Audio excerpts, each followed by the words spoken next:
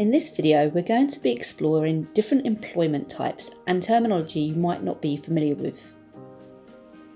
First of all, we're going to be looking at the difference between being employed and being self-employed. Let's start with self-employed first of all. Here's a range of jobs that could be considered as self-employed options. Self-employed is when you don't have a boss. Effectively, you are your own boss. Now this sounds great, but there can be a range of negative points to being self-employed, as well as a lot of positives. So let's have a look at those. Being self-employed can give you a lot of freedoms. As an example, most self-employed people get to choose their own working hours. That could even be the days of the week they work. There's no limit on annual leave for a self-employed person. They can take as much holiday as they want. There's also no limit to their earnings. They can have multiple sources of income, so they don't rely just on one person or business for their income. However, there are some negatives to being self-employed as well. A lot of people consider self-employed work to be less stable. You have to find the work yourself. Your annual leave isn't paid, so you need to take that into account when you are saving your income or considering taking more annual leave. Any tax that you need to pay the government, you need to calculate yourself, and if you don't get it right, there can be big fines involved.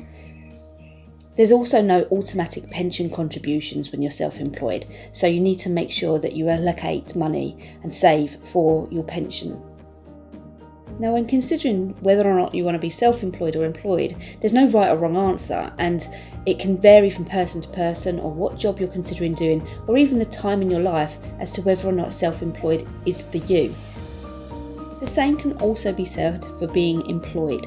There are lots of positives and also lots of negatives to being employed and having a boss that you answer to, so let's explore them as well. So some of the positives when you're employed by a company or a person is that it can be considered a more stable job and therefore a stable income. You know what you're earning and when you're earning on a month by month basis. Most employed people get paid annual leave, so it might have a limit on the amount of annual leave you get, but you actually get your pay to continue through that.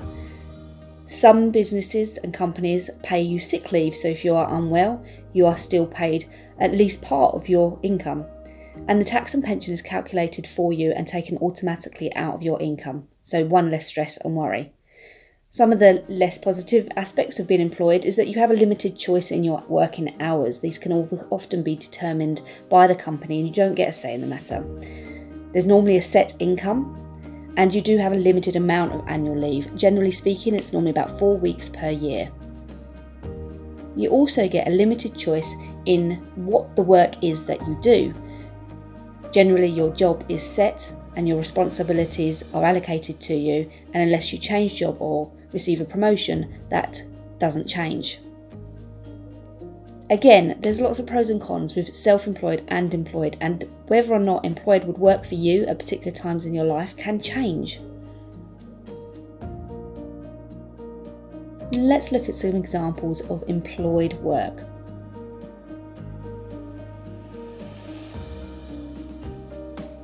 Now, it's worth pointing out that a lot of jobs can cross over into either self-employed or employed.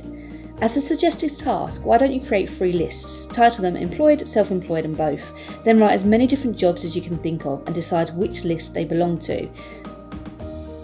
Whether you're working self-employed or as employed, you will need to know about contracts. What are they and how do they work? Most importantly, how do they serve to protect you as a worker?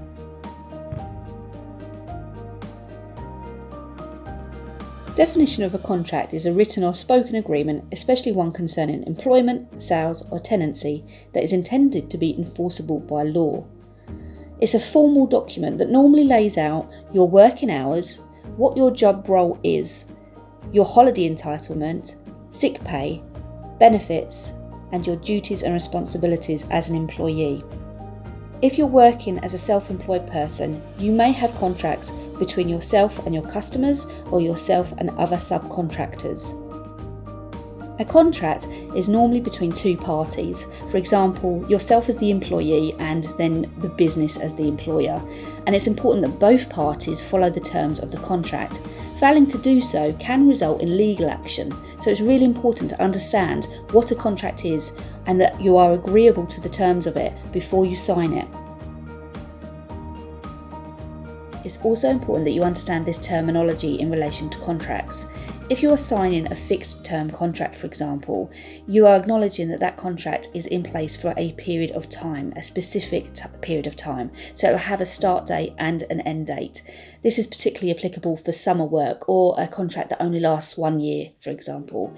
Everything is in place and your employee agrees to pay you for that length of time, but unless your contract renews, the end of your employment will end on the end date of that contract. A permanent contract, on the other hand, is one that has no end date.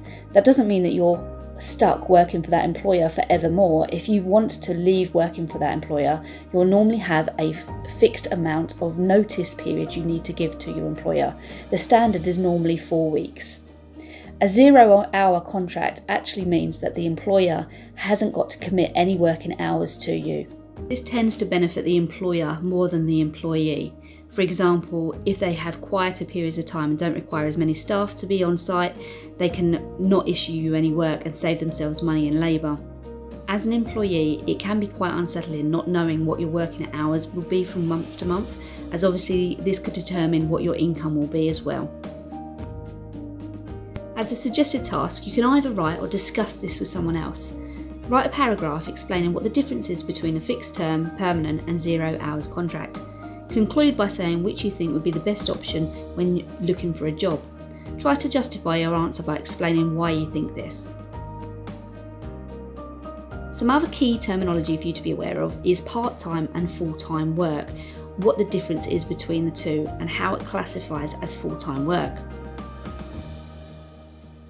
There is no specific number of hours that makes someone full or part-time, but a full-time worker will usually work 35 hours or more a week. Most standard jobs set the average weekly hours at 37.5 hours for full-time workers. However, a lot of jobs will require their employees to work even more than this. For a job to be classified as part-time, effectively it can be anything between 0 to 35 hours per week. Generally, a part-time job is a lot less hours than this. There's no set requirement to work certain days necessarily. That can vary from job to job and contract to contract. Part-time working hours often works well for younger people who are perhaps still in education or people who have families and might have other responsibilities as well. As a suggested final task, why don't you imagine you're a young person, perhaps you are, looking to earn some money whilst you continue your education. Write a statement explaining which type of contract you would want and why.